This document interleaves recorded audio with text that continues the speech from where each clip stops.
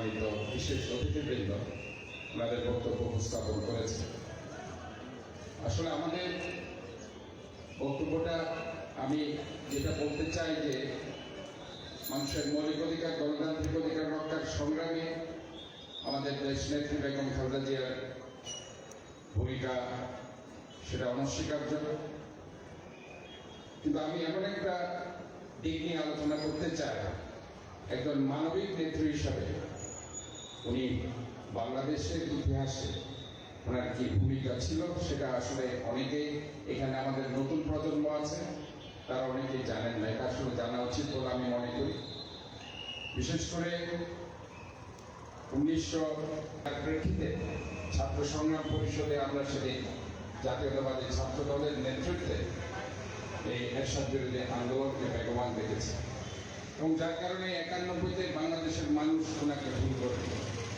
অনেকে হয়তো বা ওই সময় মনে করেছিল আওয়ামী লীগ ক্ষমতায় আসবে, কিন্তু সবকিছু ভুল সেদিন উনি ভেঙে দিয়ে মানুষের ভালোবাসা নিয়ে সেদিন মানুষ ওনাকে বাংলাদেশের প্রথম মহিলা প্রধানমন্ত্রী করেছে।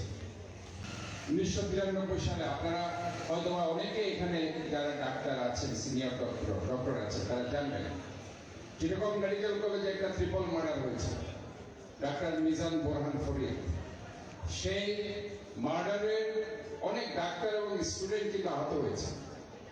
তাদেরকে দেখার জন্য প্রধানমন্ত্রী সেদিন চট্টগ্রাম মেডিকেল কলেজে ছুটে এসেছে এবং ওনাদেরকে কিন্তু উনি দেখেছেন।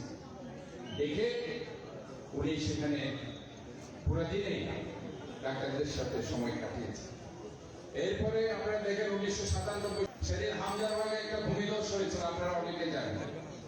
সেদিন অনেকেই নিহত হয়েছিলেন, অনেকে আহত হয়ে চিটাগং মেডিকেল কলেজে সেদিন ওয়ার্ডে তাদেরকে দেখার জন্য সেদিন নেত্রী বেগম খালেদা জিয়া ঢাকা থেকে এসেছিলেন। এসে চট্টগ্রাম মেডিকেল কলেজে কি ঘটনা হয়েছে সেদিন আপনারা অনেকেই জানেন। সেদিন ওনার গাড়ি মোড়ে হামলা করা হয়েছে, ওনার লিফট আটকে রাখা হয়েছিল। উনি 4 ঘন্টা চট্টগ্রাম মেডিকেল কলেজে অবরুদ্ধ ছিল। ওনার অপরাধ কি ছিল?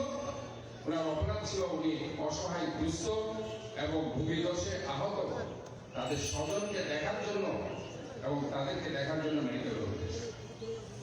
এরপরের ঘটনা প্রবাহ আপনাদের জানা আছে। আপনারা হয়তো এই শিশু হসপিটালের কথা বলেছিলেন।